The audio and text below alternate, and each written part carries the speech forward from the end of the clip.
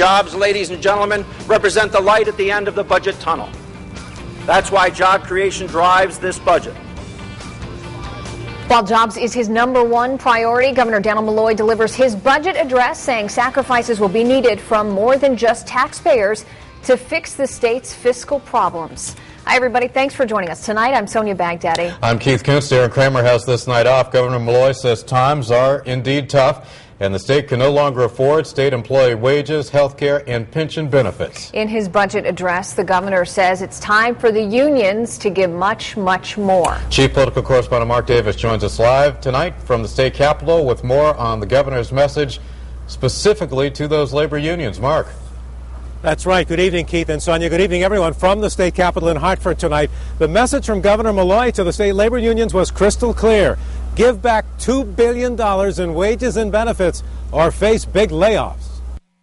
Malloy's strongest message in his budget address today was aimed squarely at the state's 45,000 state employees and their 13 unions.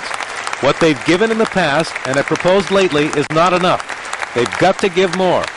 $2 billion over the next 2 years or else. I don't make these suggestions to be antagonistic, just realistic. The alternative to $2 billion figure would require us to completely shred the safety net for our fellow citizens. And it would require us to lay off thousands of state workers. And Malloy also had a strong message for the state teacher unions in cities and towns across the state, that they must not take advantage of his pledge to fully fund local schools. I'm asking that you not take this additional $270 million in funding for education and use it to demand raises. That surely will result in some of your colleagues losing their jobs or having larger classroom sizes. His message to the teachers and the state labor unions is that his entire budget plan and those of city and town leaders cannot work unless they give back much more.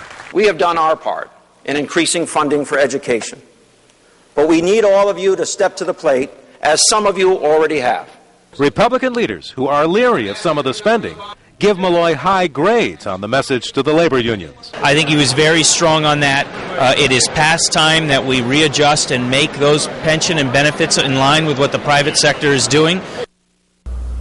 But while Republicans are giving Malloy good grades on his message to the state labor unions, they are very unhappy about the spending and the tax hikes. We'll have more on that coming up at 6. Live from the state capitol in Hartford, Mark Davis, News 8.